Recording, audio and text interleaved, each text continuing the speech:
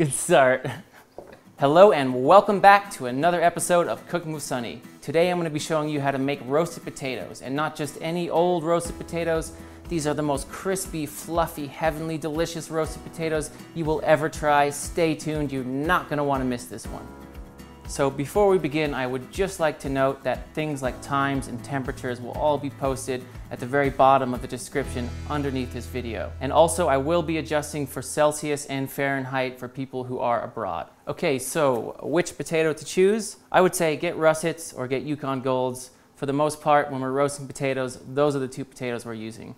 In regards to the size you cut the potato, maybe you're doing a breakfast dish, you want to cut it smaller. If you're doing a dinner item, maybe you want to make bigger, like quarters or something like that. But usually what I would do is go directly in half. Bear with me guys, my wrist is getting stronger but not there yet. Take your halves in half again, lengthways, and then we're just going to cut them into nice roasty size. Think about this. The thinner you cut them, the more crunch you're going to get and the less fluff in the middle. The thicker you cut them, the more fluff in the middle and the less crunch. So it's all about that kind of ratio that you want. I like a nice piece about this size. It's about a little 1.25 inches thick, I would say. So you'll notice I left the peels on. It's preference, but I like when you roast potato with the peels on, sometimes they break off and they get crunchy like a potato chip. For me, it's a little bit of a bonus, so I would leave it on.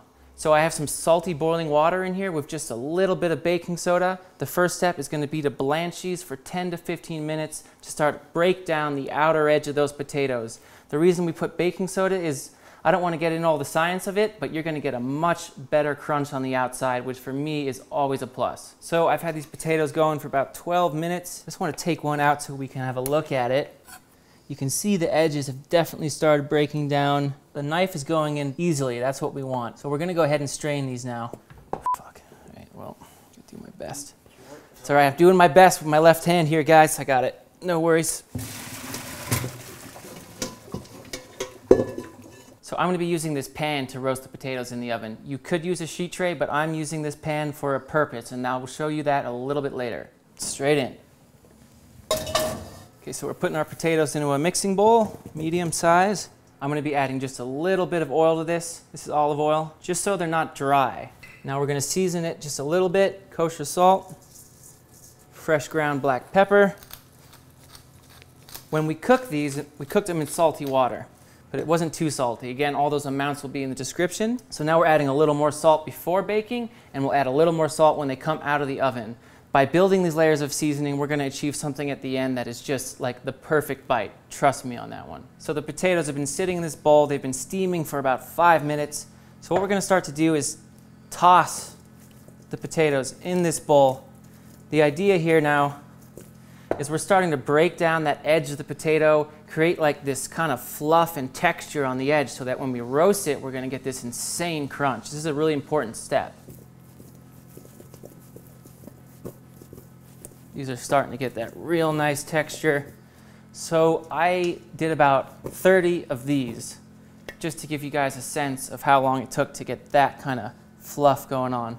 Also, something to note, if you wanted to make a curry potato or a pimenton or whatever Cajun seasoning spice you like, this would be the time you would add that. I'm making a simple roast potato with herbs and garlic, so I'm not going to be adding much spices, but you could if you wanted to. My pan's been in the oven for 10 minutes. I'm going to take it out. I'm taking it out only so I can put in the oil. Straight back into the oven. Okay, so the pan with the oil has been back in the oven another 5-6 minutes. We're going to take it out and we're going to carefully add the potatoes. Okay, potatoes going in, just be really careful. You want to hear a little sizzle here, but you don't want to burn that olive oil. So, and really what's important is one single layer. So I have some left, but it's not worth jeopardizing the potatoes. These will die so the many can live. It's a beautiful thing. And straight back into the oven. So we're going to let those roast in the oven. A major part of this is going to be to get in there and toss those several times to make sure they brown evenly and they're just frickin' perfect. Okay, so potatoes have been in for 10 minutes. We're going to do our first toss. Just make sure that you unstick them right. Starting to get that beautiful golden brown color around the edges. Obviously, these are going to need quite a bit more time. But this tossing, guys, is really important. See this one? This one is a little glimpse of the future right here. Starting to get that beautiful color. And we're going back into the oven. Quick toss, back in. Okay, so potatoes have been back in for another 10 minutes. We're going to remove them again. A little toss.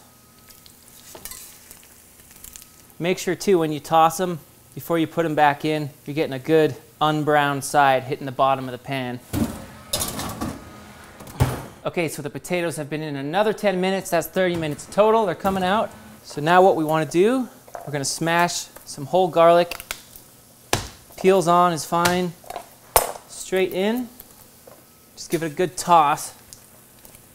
Wow, look at these guys. Just like a teaspoon of butter going in. And straight back into the oven. So the potatoes have been in for another 3 minutes with the butter. We're going to pull them out. We're going to add some sage and rosemary. If you want to add some other kind of herb, you go for it, but I'm sticking with these. Now we're looking for a crackle here.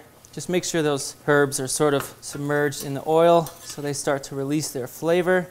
Oh my God, how good does this look? Are you kidding me? So the potatoes have been in with the herbs for about 2 more minutes. We're going to pull it out and call it done.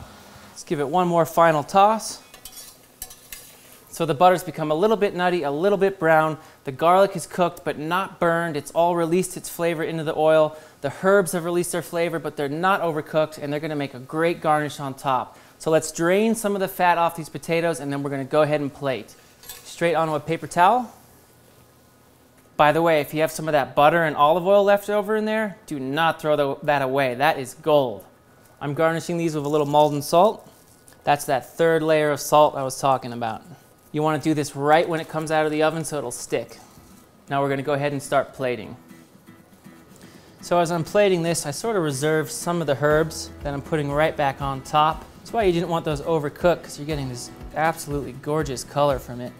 Wow. How about that for inviting, huh? Wow! Guys, these potatoes are visually just stunning. And the aromas that are coming through from the rosemary and the sage and the garlic, it's like you just want to smash your face in there. Let's see if we can get some of this on the mic.